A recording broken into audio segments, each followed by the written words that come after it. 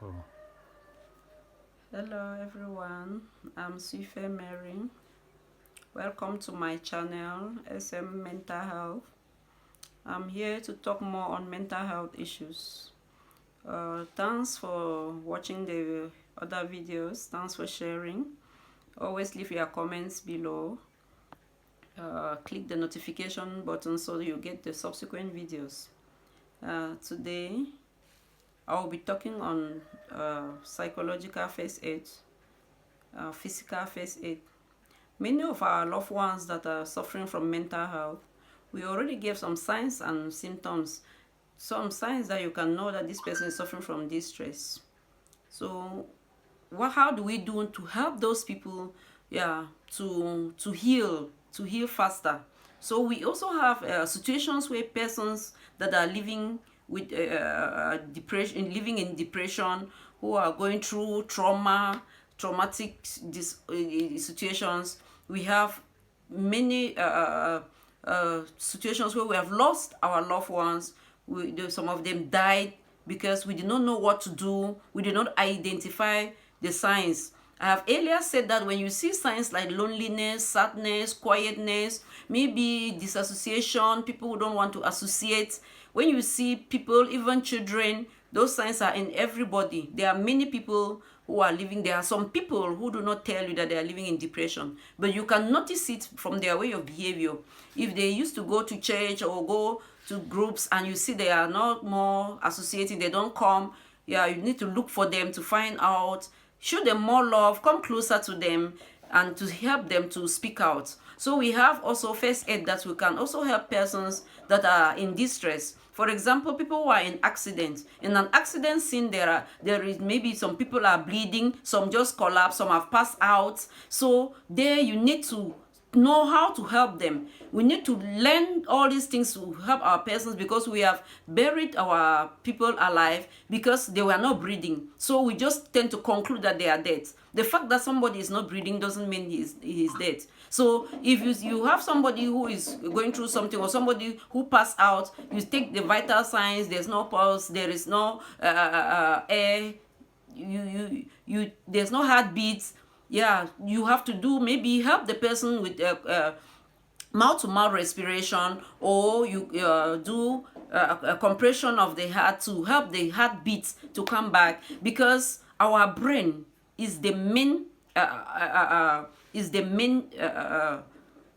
organ that keeps the body, because our heart may fail but the brain is still working. Because especially people who pass out, when you see doctors tell you that no, talk to them, begin to talk, even they are lying on the bed quiet like that, be talking to them positive things, because it can help them to come back, meaning that the brain, the subconscious memory is there, their memory is still storing things. So if you go and stand there and start saying negative things like, yes, you got in an accident, you are the cause, or you collapse because she is like this, she is wicked, she is this, or he is useless, stupid, this is his fault that he is in this situation. Not that the memory is recording it. As he is lying down, you feel that he passed out. His memory is recording. But if you give positive energy, if you give positive things like, you can make it, we are planning things together, that I love you so much. Yeah, remember, you have to help your mother, you have to help your children, you have to help your family. Remember this. Yeah, so you are strong, I know you will get out of this. So those words can help the person also to come back faster. Yeah, but if you keep on giving negative things, it will affect the person's more. And sometimes you see, we have like bleeding, the case of bleeding, those who get into accidents, some people died only because of bleeding, but that situation could be rescued. It's just because people who appear in the accident scene do not know what to do to help the person survive. Yeah, because as the blood is oozing out, the person is losing blood, there are chances that the person can die.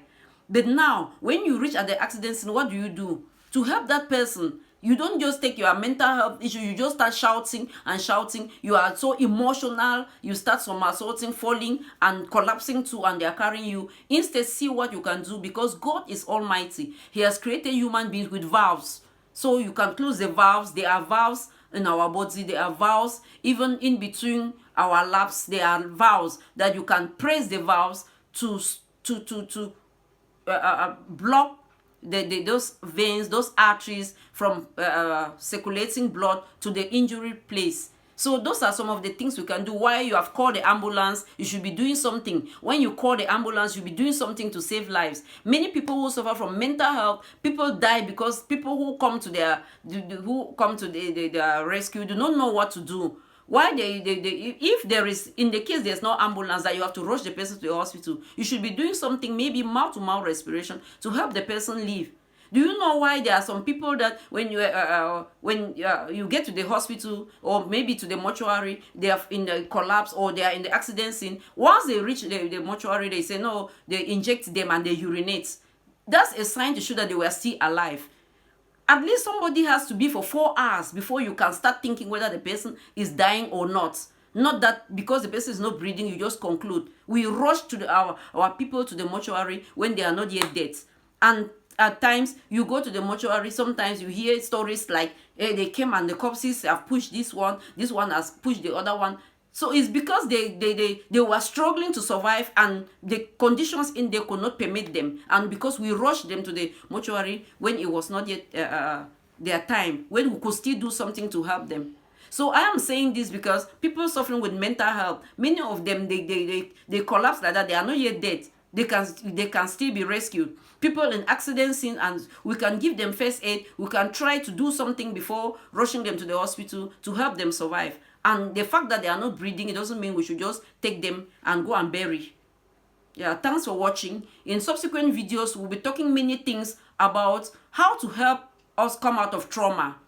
Things that have happened, loss, death of our loved ones, accident scene, traumatic events, wars, crises. There are many scenes that cause us a lot of pain, but we can get out of the trauma. We can develop a bouncing back mechanism. We can try it. We can make it. We can take a decision to come out of it. Yeah. We have to develop self-love, to love ourselves more. But meanwhile, society too has to give us a lot of support to help us to realize that we are in trouble and we can come out of it and still move on. Because in life, you must be very productive. If you are you cannot help your family, you cannot help yourself, it means your purpose in life is not fulfilled. So we have to try as much as possible to help everybody to survive, and to help us, to let us look at our purpose in life, so we learn to build resilience in order to fulfill our mission, in order to help someone, to put a smile on faces of others, especially children who are lamenting out there in pain. Thanks so much. Always leave your comments below and press the notification button to watch our subsequent videos. Thanks for your time. We really appreciate.